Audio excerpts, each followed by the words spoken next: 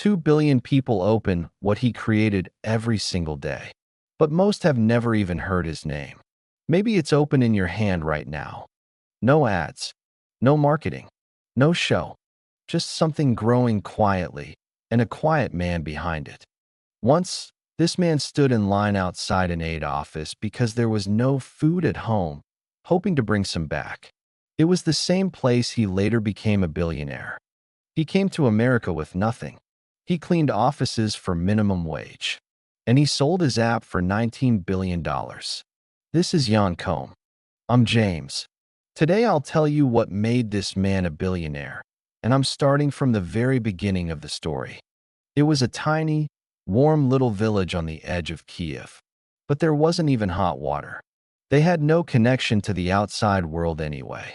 They had a phone at home, but his mother was afraid to use it. The family was Jewish, and the state was listening to the lines. Empty store shelves you waited in line for.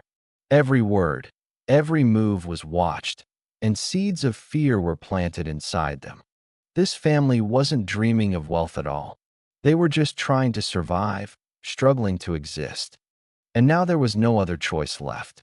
There was only one way: to leave. Jan was 16, old enough to do some things, too young to do others. He took his mother and left. But he left his father behind. The plan was simple. First, the mother and son would go. The father would follow later. But life had plans of its own. 1992, Mountain View, California. No father, living with his mother, clinging to life on government aid. A half-broken family of two. A new country, a new language, not a single familiar face. For a 16-year-old boy, it was a dizzying strangeness. His mother worked to make ends meet. She babysat and went to clean houses. And Jan found a job after school, sweeping floors and stocking shelves at a grocery store. Even the two of them working wasn't enough. California was expensive. Their money ran out early every month and never reached the month's end. So this boy joined the long line outside the welfare office every day. He waited in line with the food stamps the state gave him. Around him was the wealth of the 90s tech boom. As luxury cars drove past him, he stood in the aid line. These moments took a permanent place in his mind. Even years later, he still hadn't forgotten this place. His father was trying to come, wanting to reunite with his family. But he fell ill and died in 1997, never able to leave Ukraine. Jan never saw his father again. The father left behind never reached his family. 3 years later, his mother was diagnosed with cancer too.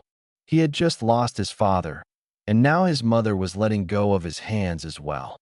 In 2000, his mother died too, and Jan was now all alone at 24. He had lost both parents within 3 years, and he didn't know how to cope with this pain. But Jan didn't break. He couldn't break. He turned the pain into a quiet resolve. He could ease his pain and grief a little by using his passion for computers, but he had no one to teach him. He bought books from secondhand bookstores, read them, learned, then returned them. It went on like this. This obsessive passion for learning carried him to San Jose State University and to security testing jobs. His skills grew over time, and in the end, this skill carried him to the heart of Silicon Valley, to Yahoo. He worked as an infrastructure engineer at Yahoo. There he met a man who would change his life, Brian Acton. These two worked side by side for 10 years, and a bond of friendship grew between them. But Jan hated ads. Ever since he was pulled onto Yahoo's ad platform, he felt an unease inside. To him, dealing with ads was depressing. By making ads better, you weren't making anyone's life better. These two waited 9 years, learned, grew, then left Yahoo. Now they too would swim in these dark waters. For a while they traveled the world, rested, thought about what to do. Then they knocked on the same door, Facebook. They both applied for jobs at Facebook, and they were both rejected. At that moment, it looked like an ordinary disappointment. Yet one of history's most expensive ironies was beginning. Facebook didn't know what it was rejecting, but in time, it would understand. Painfully.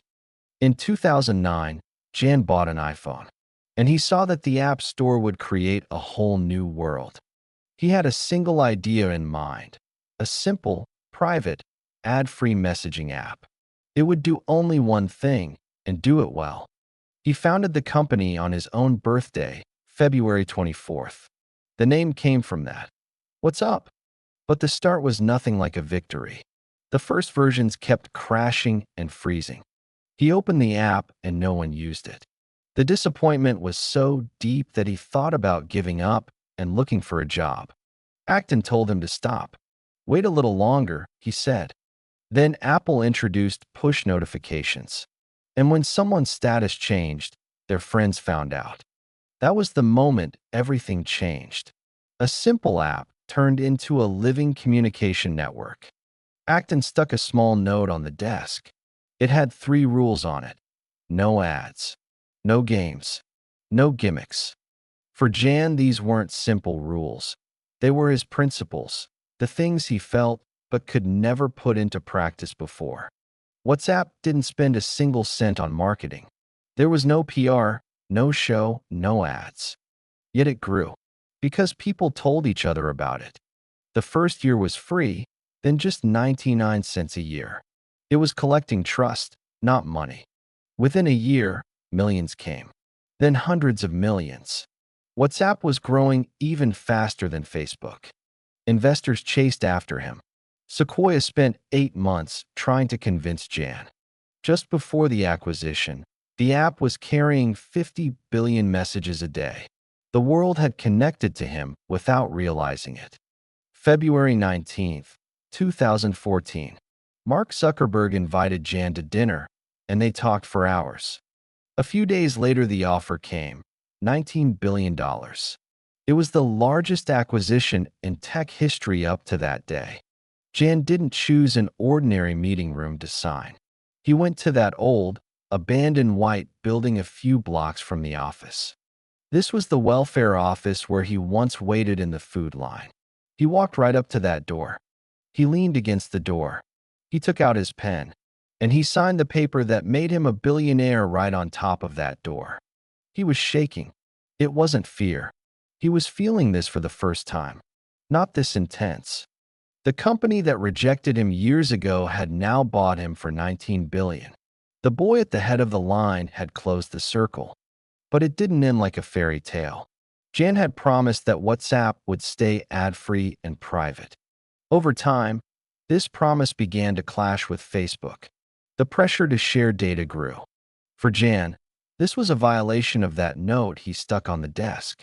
He couldn't compromise on what he believed. In 2018, he left quietly. He walked away without a sound, just as he had come. He donated most of his fortune to education and privacy causes. Money had never been the real point. Jan never forgot one thing. Constraint is not an excuse, it's a weapon. He had no money, no connections, no fluent English. But he held on to the only thing he had, his focus. And even when he got rich, he never forgot that note he stuck on the desk. He refused to turn the user into a product, because to him, the real fortune was trust. He had stood in front of that door with nothing, in the food line. And on top of that same door, he signed a $19 billion deal. 2 billion people use what he created, and most still don't know his name. The next story tells of another unknown fortune. The story of someone who was rejected, mocked, and in the end proven right is coming soon on this channel.